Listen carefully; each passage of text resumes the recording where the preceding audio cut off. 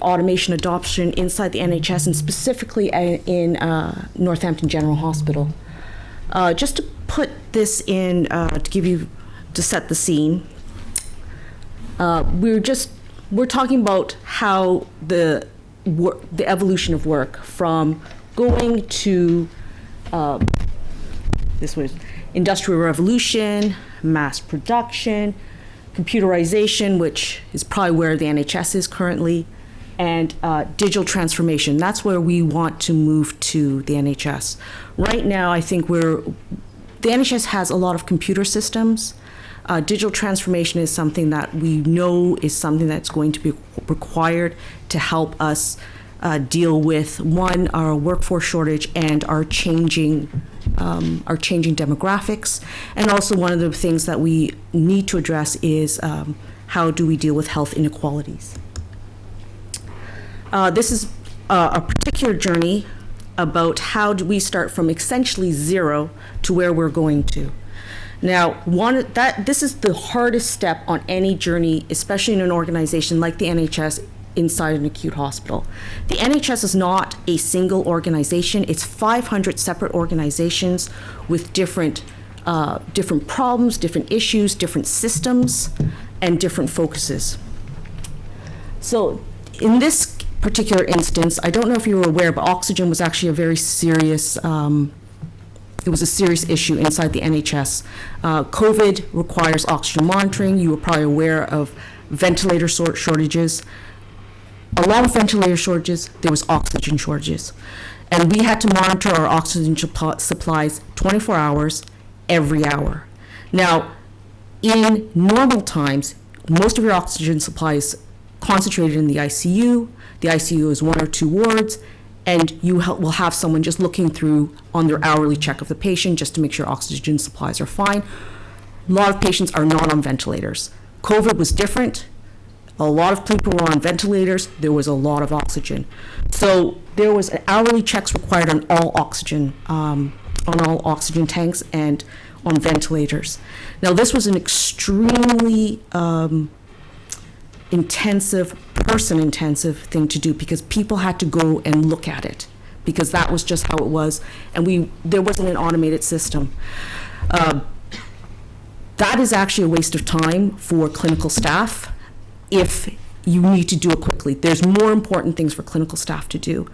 So Tremaine recognized that we could automate it and we could do it every hour consistently. We don't have to worry if the ward sister is doing something else, it will do it. We can check it, it will come back. And with COVID, the risk appetite changed inside the NHS. So previously there would be a lot of hurdles that you would have to go. In this case, it was, we just have to save people's times. We need clinical time to focus on the people. So the first bot was up and running almost immediately. It was actually a very simple bot, but it really proved how you could save time. You could save a lot of hours. It was 100% accurate because it's just checking an oxygen measure, and it will report anything that was out of the ordinary. And that's when you want a clinician to come in to check, or your equipment's individual. This was a very important step. It's a very small bot, it's a very small win, but in a clinical setting, you cannot risk a patient's safety. The patient is number one, and you cannot risk the patient's safety. This built a lot of confidence, and so that enabled us to move further. So moving on, we're still inside the pandemic. We still need to save time. We need to save clinician time. At this time, we probably had about 10% of our staff out due to COVID because a lot of the people who were treating COVID also got COVID. So we didn't have that many people. So oddly enough, this was the time when everyone was really concentrating on how can we save clinical time? Things that we don't have to do that we can give to a bot, let's give it to a bot. That was a great impetus to move us forward. But we still had to follow our rules, which was writing a business case, making sure it was safe.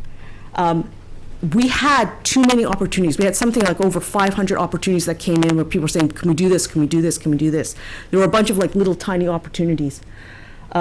So what we had to do, because we didn't have the skill set in-house, Tremaine actually upskilled 5 of the information analysts, and he upskilled them to be able to analyze what would be worthwhile and what would not be worthwhile to automate, with the view of, 1, safety at all times, and how do we save time for people.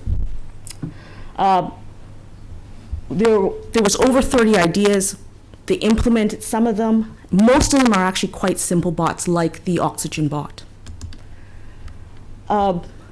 This was recognized by one of the oversight bodies, NHS, at the time, Improvement. And because digital transformation is known as something that is required in order for us to move forward, to make best use of resource, best value for money, they approached our group and they said, we would like you to become a center of excellence. We would like you to essentially spread the word and show how it's possible. So we're more of evangelists, where we work with the other trusts in our area to say what's possible, and we use Northampton and also Caring, because we're a group model, as our lab. So if we can do it within our own organization, we would like just to share it with other organizations. And because of our deep expertise within the NHS and all the governance and issues around trying to implement something, we're able to help them. We were given funding so that we could purchase licenses. One of the biggest hurdles is the capital costs associated with a new project. So we were given a large amount of funding for the Midlands to be able to implement more bots, more automations across trusts, and also primary care, and also community care and mental health care. These are some of the things that that we're working through right now. Oddly enough, HR is one of the biggest issues inside of the NHS, and it's actually one of our biggest productivity gains. For those of you who are not familiar with medical education and how it works in the UK, every August we get a new intake of junior doctors. They rotate. There are trainees. They are brought all around the country, but when they come in, we have to onboard them. The onboarding can easily be about, someone said it was 10,000 steps, but if you think about the way the NHS works, every system they have to be trained on, they have to have their payment, their staff role, their clinical badges so they can get into the right areas. There's a lot of work that has to be done, and every step is done actually by a person. So we want to work on onboarding the junior doctors in a way that's more efficient. If we can onboard them faster, we actually calculate we could probably bring them on board 2 weeks faster. If you think about how many junior doctors are switching in August, one of my trusts, it's 1,000. If you can bring on 1,000 people 2 weeks faster into your trust to be productive, that is a large savings to be made. So medical staff onboarding is a large one. Patient records is another one. We have to track patients. Everyone gives a different name at ED. Everyone seems to spell their name slightly differently. No one knows their NHS number. So we do spend a lot of time trying to make sure, and this is about patient safety, we need to make sure that we have a full patient record. So if a diabetic patient comes in, maybe not fully lucid, you get a garbled name out of them and they're about to go into a keto coma, you kind of want to be able to have a complete history on them. So one of the things that we do, and there's also a bit of quasi-intelligence with it, is fuzzy patient matching to merge them so we can see. There's a lot of contraindications on, sorry, I'm going to be medical. There's lots of contraindications on drugs and on treatments, and it's very important that you have that full picture so that the patient can be treated properly. Very dull one, invoices. We just like to pay people, but invoices is not exactly one of the fastest, most slick things inside the NHS. So we just have more projects, and it is really about trying to get people online faster and productive on time. It's also about security. With people who are onboarding, if you have 1,000 doctors onboarding, at a certain time you have a bunch of doctors offboarding, and you need to remove them off the systems. Nurses also. So, what are the things we've learned? One of the things we have learned is that we really need to make people understand that RPA is not about replacing the person. There's still a lot of resistance to it, and there's also clinicians are very clever, and they want to know what's going on, and if they don't understand it, they will want to understand it. And you really have to work with them to make sure that the subject matter experts understand it, they understand the issues, and they do not turn their brains off. They will want to know what risks are being introduced when something has changed. And often they would like to see, even though the automation is a bot, it's doing what a virtual assistant would do, they would like to see it. And they want real assurance, which is correct, that there's no new safety risks being introduced into it. So it really is about trying to get a more knowledge out there in organizations so they're not fearful. The other thing is digital transformations, digital implementations do have a history of not delivering anything in the NHS and can actually burn a great deal of funds. That is the other thing which, as a finance director, that's one thing that we really need a view of. How can this save? And those conversations, you need to be quite upfront, and which we are. And the safety, most people think about how do we save whole time equivalents. Most people don't think of the other side, which is how much extra productivity will we get by having extra people on, and also what's the safety issues that we are going to address. And you have to make sure that all of that is together. So our learnings have really been about trying to make it not purely digital, making it about the patient, making it about how can we make better use of clinical time. One of the things that oddly works is we found is that people really like to name their bots normal names.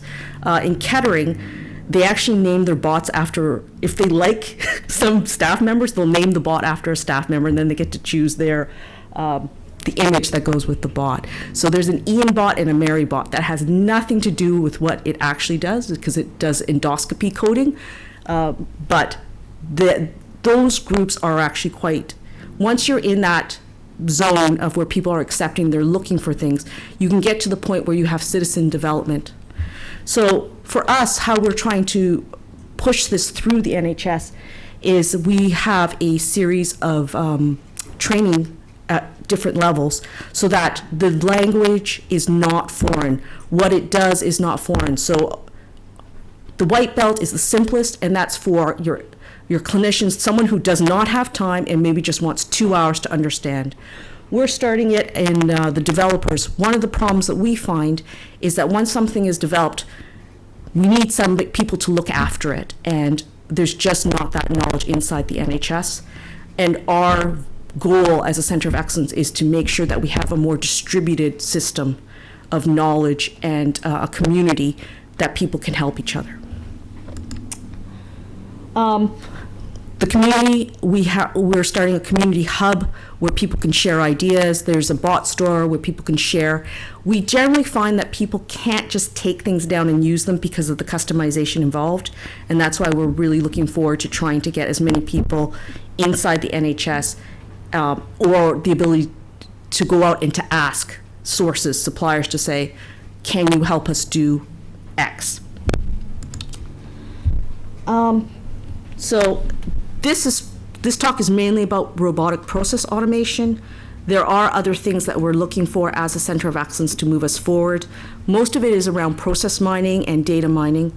One of the things I did mention is reduction of health inequalities is something that's very important to the NHS, and mining the information to ensure that groups are not disadvantaged, or being able to spot whether groups are disadvantaged, is actually quite important to us.